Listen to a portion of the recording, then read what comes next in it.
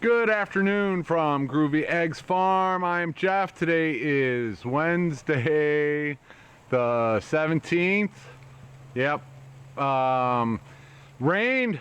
Yeah, it rained and it sprinkled and keeps sprinkling and keeps sprinkling, and a little rain here and then more sprinkle.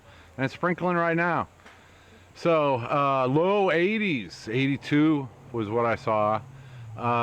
Yeah, but yeah, I think I overdid it in the heat for a couple days, so I was not feeling it today. And today would have been a decent day to be outside when it wasn't, getting me wet. So I did, I always take care of all the chickens and few extra things, but nothing major to film and risk my camera getting wet and all that stuff. Car.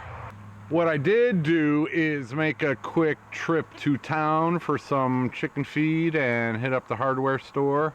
Oh yeah, Mike and I were gonna go get glasses yesterday. They were not ready yet. So tentatively Friday, that might happen. So I was thinking about picking up feed when we were out running around town yesterday, but since that didn't happen, I went ahead and went in today. And look who I ran into at the hardware store. Man, What, are you following me around now? I was just pulling out and saw you. Saw you about your birds. Yeah. You've gone through that. Yeah. You had a stray dog come through.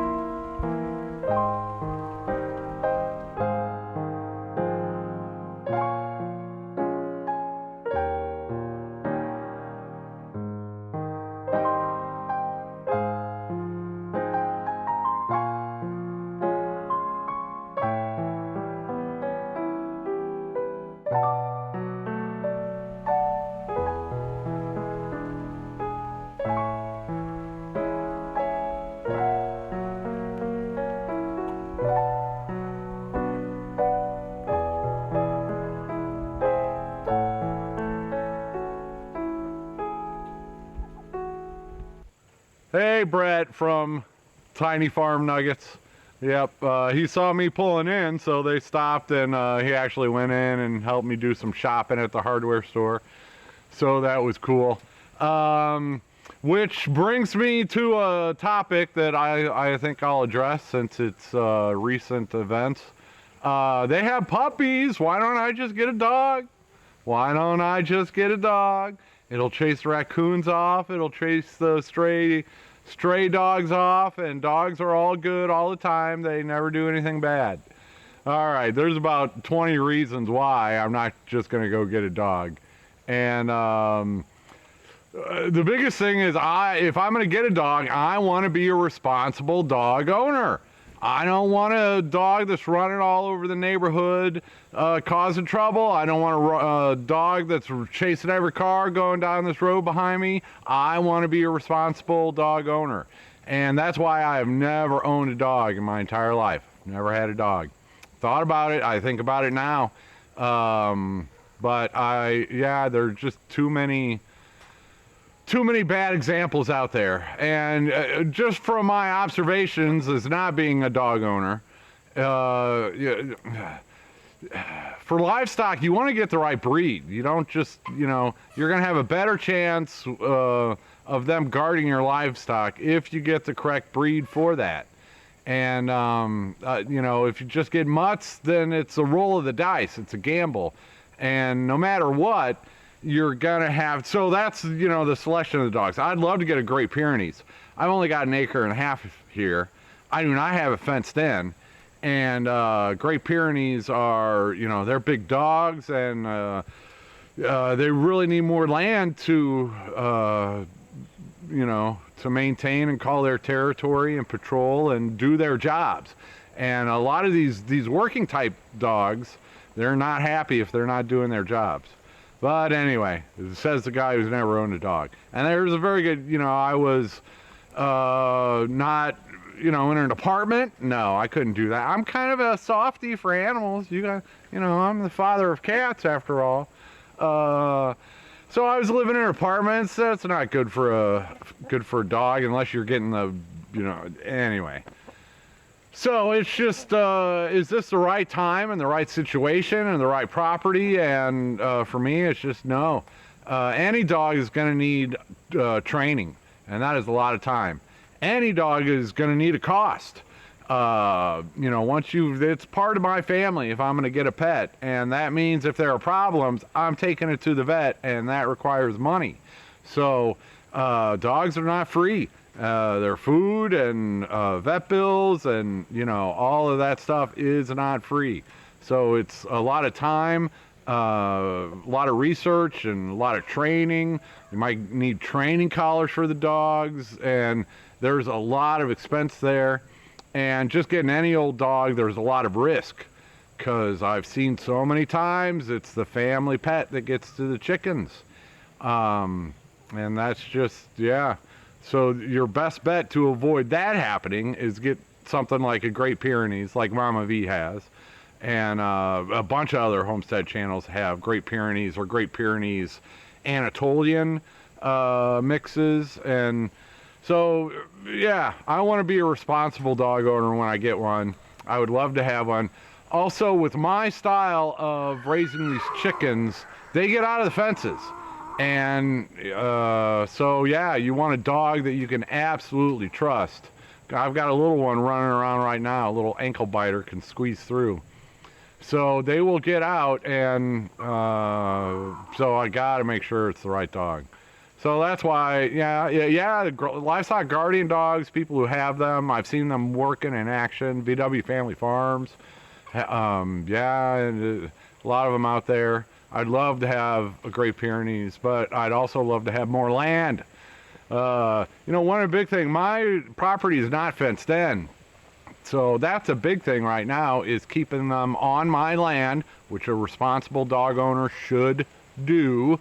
Keep them on your land, and definitely keep them out of the road. Yeah, time and expense. So that's why I am not getting a dog. And that's all I got for now. Well, it's sprinkling, but I've always got time to come check on the mama and the baby chicks. Yeah. These are the blue-black splash copper marans. And that's the only splash one. These are really not breeding quality yet for me to offer.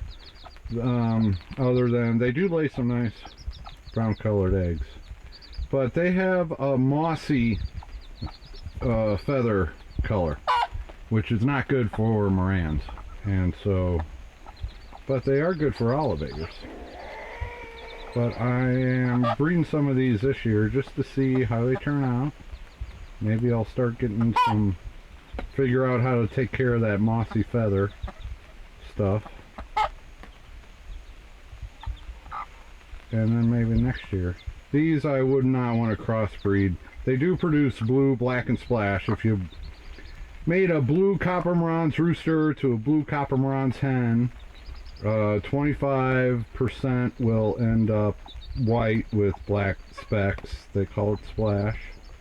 25% will end up black, and 50% will end up blue. But the blacks are not always, you know, the same as a line that is only black copper marans. If you breed black copper marans to each other, you get black. So these are not always good to be crossed over into a separate line like that. Alright, I'll leave you alone. You look dry and happy. Well, you're no fun. Looks like you're already tucked in for the night. Do I see a head sticking out down there? Yeah. That's the white and true blue broody mama. And yeah, it's getting late, so they might be done for the day. Have a good night. My channel has been a lot more talk than action the past few days, and that'll happen. I will try not to make a habit of it. It's because I'm doing a video every day that I'm yapping about all kinds of stuff. But today is another one of those days. There might be another one tomorrow too. I'm feeling kind of slow. And I want to conserve energy because Friday, Saturday might be some fun to be had and some action coming your way. So with that, I'm just going to sign off. Thanks again for everybody who's helping me through this. Yeah, I talked to, it's all Grady, they have some Morans. I talked to Country Road Cure, they have some of my Morans. I've had other people contact me, and so it's, I really appreciate people reaching out to help with that stuff. I'm good. And I went to the hardware store and got something that'll help me along in my endeavors today. And he's telling me to shut up and go inside, so I'm going to do that because I got to come back out here in about a half an hour to start putting everybody to bed. But in the meantime, I can get the files off this video SD card and transfer them to the computer, and then yeah, I'm putting in 10-hour days, I promise. And it's paying off, so thank you very much for everybody who's sticking with me this August. I will talk to you tomorrow. He says take it easy.